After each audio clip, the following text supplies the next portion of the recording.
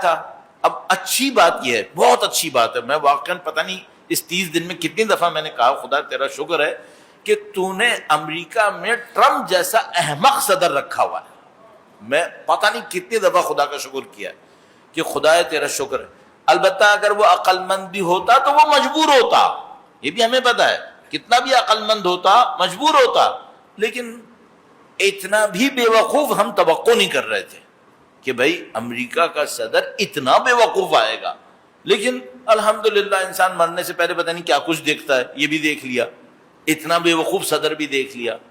یعنی ہم اپنے صدر و وزیر اعظم کو کچھ کہتے تھے, اب تو وہ بہت اچھے لگ رہے ہیں مجھے کہ بھائی امریکہ میں یہ ہو سکتا ہے, وہ پاکستان تو بیچارہ مظلوم ملک ہے, یہاں تو سب کچھ ہو سکتا ہے. اس کا مطلب ہے پھر جو ہوا وہ اتنا برا نہیں ہوا ہے, یعنی جو ہم سمجھ رہے تھے. بہرحال تو بہرحال یہ الحمدللہ بہت اچھا پوائنٹ ہو گیا کہ یہ ہے.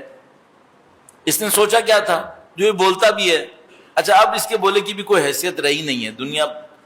میں ابھی آتے ہوئے کہہ رہا تھا کہ مجھے ان رپورٹرز پہ ترس آتا ہے جو اس کی بات کو اخباروں میں چھاپنے پہ مجبور ہیں, جبکہ معلوم ہے کہ بے تکی بے بنیاد باتیں, لیکن سننا پڑتی ہیں چونکہ امریکہ کا صدر. خواب کیا تھا, خواب یہ تھا کہ, اور ابھی بھی بولتا ہے, کہتا ہے ایرانی کہہ رہے تھے کہ ہم تمہیں سپریم لیڈر بنانا چاہتے ہیں. آدمی کو سمجھ میں نہیں آتا, روئے یہاں سے, یہ امریکن پریزیڈنٹ ہے, کس دنیا میں رہ رہا ہے یہ بندہ خدا, واقعا عجیب انسان ہے. یا تو پورا جوکر ہے, اس کے پاس عقل نام کی کوئی چیز ہی نہیں ہے, یا یہ اپنے سامنے والوں کو اتنا بے وقوف سمجھتا ہے. میں تو واقعا امریکن قوم کی انسلٹ ہے یہ آدمی کہ یہ اپنی عوام کو اتنا گدھا سمجھتا ہے بیچارہ. تو بہرحال تو یہ بولتا ہے کہ مثلا یہ تھا وہ تھا. بہرحال تو ذہن میں کیا تھا, ذہن میں یہ تھا کہ ہم آئیں گے, اور موسٹ پروبیبلی اس بے وقوف کو اسرائیلی انٹیلیجنس نے پتہ نہیں کیا بھر کے دیا تھا کہ تم جاؤ گے, تم حملہ کرو گے, پہلے دن رہبر, دوسرے دن یہ چوتھے پانچویں دن معاملہ ختم. اور جس کو بار بار کیا کہتا تھا, رجیم چینج. اور دوسرے دن کہنے لگا کہ بھائی جو لیڈرشپ کا انتخاب ہوگا اس میں آپ مجھ سے رائے لیں گے تو آپ, ورنہ میں قبول نہیں کروں گا. واہ واہ. بہرحال تو یہ وہ سوچ رہا تھا. اچھا اور کیا سوچا تھا, اور یہ سوچا تھا کہ اگر جنگ چلی بھی تو سارے عرب ہمارا ساتھ دیں گے, اور ہم ایرانیوں اور عربوں کو لڑا کر خود تھوڑا سا بیک فٹ کے اوپر چلے جائیں گے. ڈیوگو گارشیا مثال کے طور پر, ڈیوگو گارشیا بائی دا وے ایک آئی لینڈ ہے عربین سی کے اندر, ایران سے تقریباً 3700 کلومیٹر ساؤتھ کے اندر ہے. تو وہاں پہ امریکہ اور انگلینڈ کی بیس تھی, بہت پرانی ہے, سیکنڈ ورلڈ وار کے زمانے سے پہلے کی ہے. تو ان کا اندازہ تھا کہ ہم تھوڑا بہت مارا موری کر کے سب کے سب وہاں جا کے بیٹھ جائیں گے, اور یہ عرب اور ایرانی ایک دوسرے سے لڑتے رہیں گے. عربوں کو یہ پتا ہے کہ بھائی ہم ایرانیوں کے سامنے کھڑے ہی نہیں ہو سکتے, ہمارا کوئی چانس ہی نہیں ہے. عرب نہیں آئے میدان کے اندر, بہت اچھا ہوا ان کے لیے.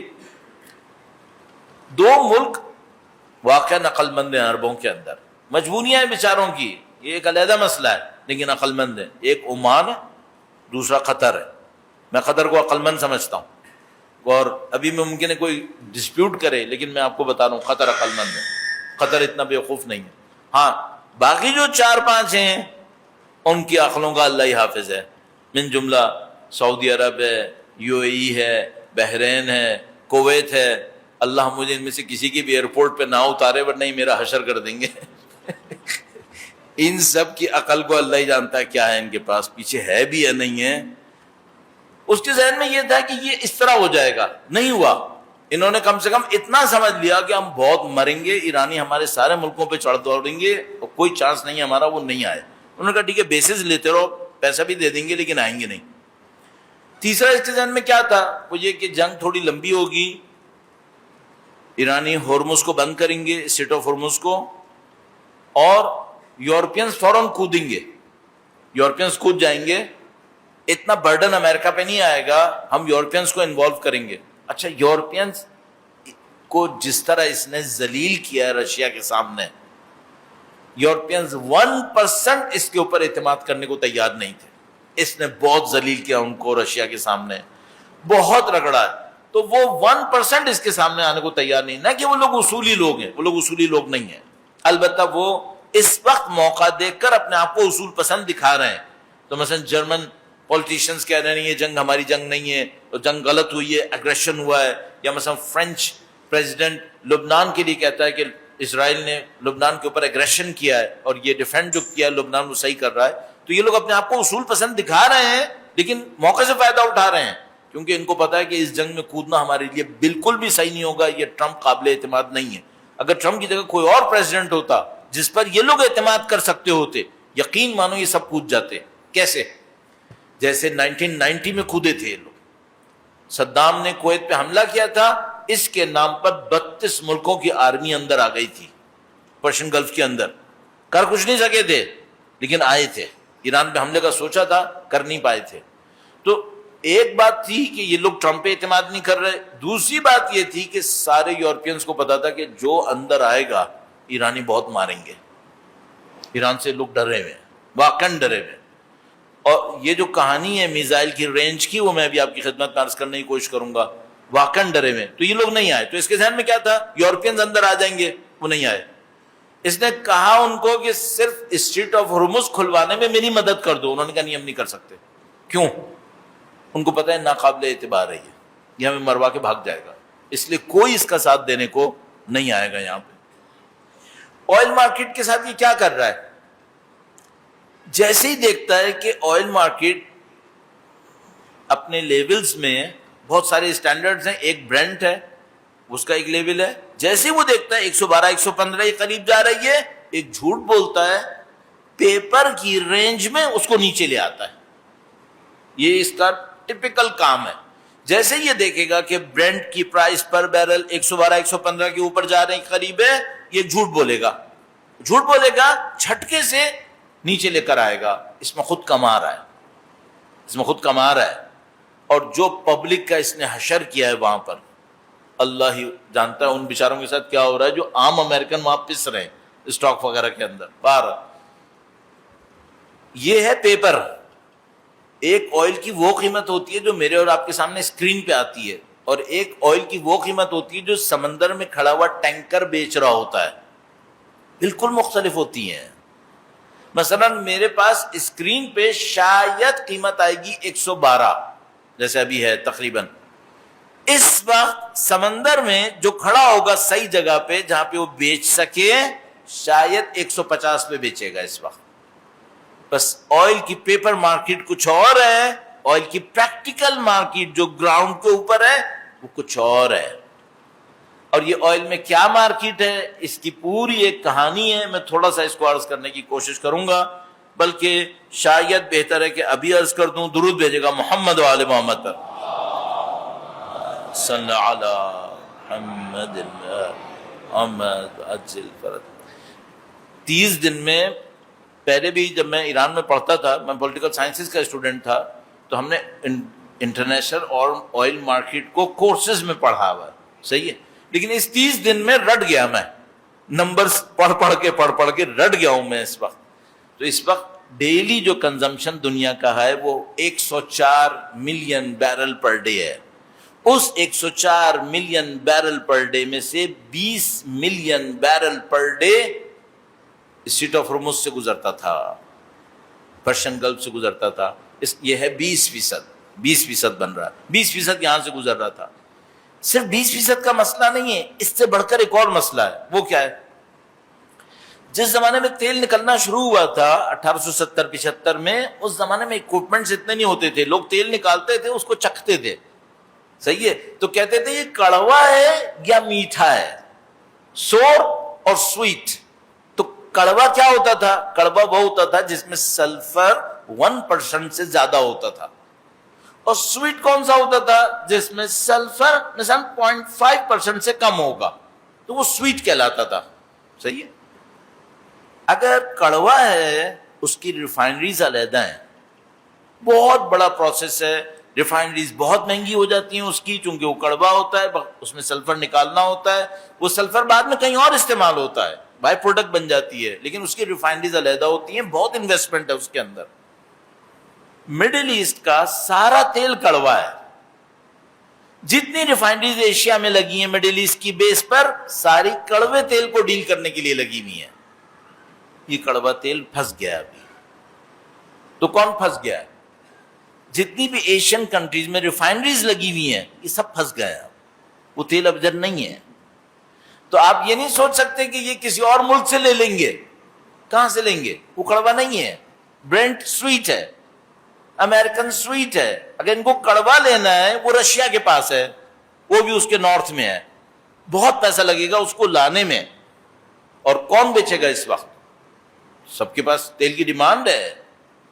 تو یہ مشکل پھنس گئی ہے اس وقت. یعنی کوئی یہ سوچے یہ 20% کا معاملہ ہے, 20% کہیں اور سے آ جائیں گے. نہیں آتا کہیں سے. یہ کڑوا ہے, یہ سور ہے, ان کو سور چاہیے, یہ نہیں آ رہا یہاں پہ. اس 20 میں 7 ملین بیرل پر ڈے سعودیہ کا تھا. 7 million barrel per day. Saudis نے مشرق سے نکالتے تھے, ایسٹ سے, جو شیعہ نشین علاقہ ہے, یہاں سے تیل نکلتا ہے, پرشین گلف سے نکل کے دنیا کو جاتا تھا. انہوں نے ایسٹ سے ویسٹ ایک پائپ لائن کھینچی ہے. ایک پائپ لائن کھینچی ہے ویسٹ میں. کہاں جاتی ہے؟ ریڈ سی میں. ریڈ سی میں یمبو پورٹ ہے وہاں پہ, جدہ یمبو, وہاں تک جاتی ہے. ایسٹ سے ویسٹ تیل کو لے کے جاتا ہے. 7 ملین بیرل پر ڈے میں سے 3 ملین بیرل پر ڈے یہ پائپ لائن سے وہاں بیچ سکتے ہیں, وہاں جائے گا. اچھا, وہاں بھی اگر چلا جائے تو وہ آدھا گیا ہے, آدھا تو پھر بھی پھنس گیا. یعنی 17 ملین بیرل تو پھر بھی گیا. وہ جو 3 وہاں گیا ہے, اب پانی کا جہاز جدہ سے لے گا اور وہاں سے گزرتا ہوا آئے گا. ظاہر ٹریولنگ کاسٹ ہے اس کی. پوری دنیا میں اس وقت تیل کی قیمت تو بڑھ رہی ہے. دوسرا مسئلہ یہ کہ جو سور ریفائنریز ہیں وہ سویٹ نہیں لے سکتی, ان کو سور چاہیے. تیسرا مسئلہ انٹرنیشنل شپنگ انشورنس بڑھا رہی ہے کیونکہ جہاز ہٹ ہو رہے ہیں. یہ بالکل ایسا ہی ہے.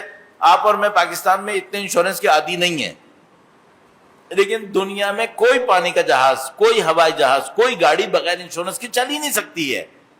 اور اگر انشورنس بڑھ رہی ہے اس کا مطلب ہے آپ کی پروڈکٹ کی کاسٹ بڑھ رہی ہے.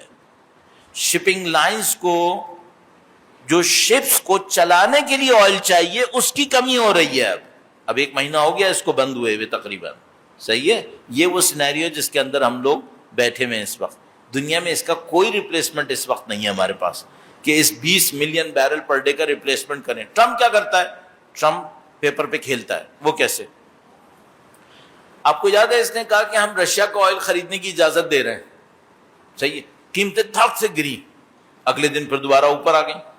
اچھا, رشیا کا آئل خریدنے کی اجازت دے رہے ہیں تو رشیا کا آئل خریدے گا کون؟ کیا پہلے نہیں بک رہا تھا؟ کیا پہلے بھی بک رہا تھا؟ کم قیمت پہ بک رہا تھا, اب زیادہ قیمت پہ بکے گا چونکہ اب آفیشل ہو گیا. تو کیا مسئلہ یہ تھا کہ پہلے انٹرنیشنل مارکیٹ میں رشین آئل نہیں تھا, اب آئے گا؟ نہیں, پہلے بھی تھا. تو اس کہنے کا کیا فائدہ ہے؟ کوئی فائدہ نہیں ہے.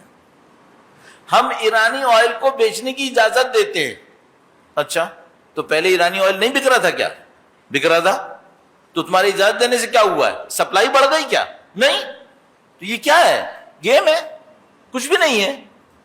اگر اس میں کوئی سبسٹینشل کام تھا تو وہ تھا کہ ہمارے پاس جو اسٹریٹجک ریزروز ہیں تیل کے, وہ ہم ریلیز کر رہے ہیں.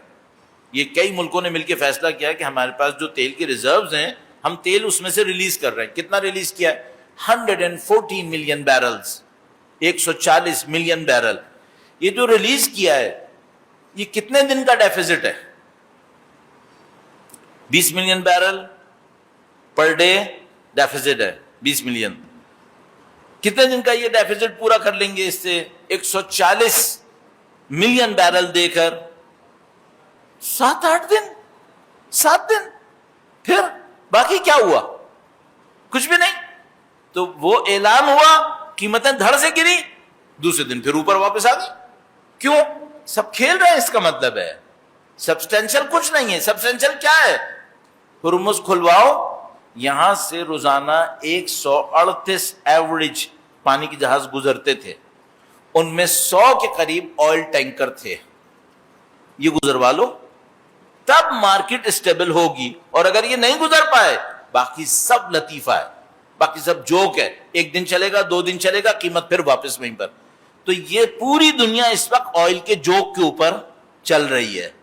اور یہ اس طریقے سے پرائز کو سنبھالنے کی کوشش کر رہے ہیں. سب کو معلوم ہے ایسے نہیں سنبھلنا ہے, یہ پرائز شوٹ کرنی ہے. اب یہ ہے کہ ایرانیوں کو بھی یہی معلوم ہے اور ایرانی اس جنگ کو لے کر بیٹھ رہے ہیں.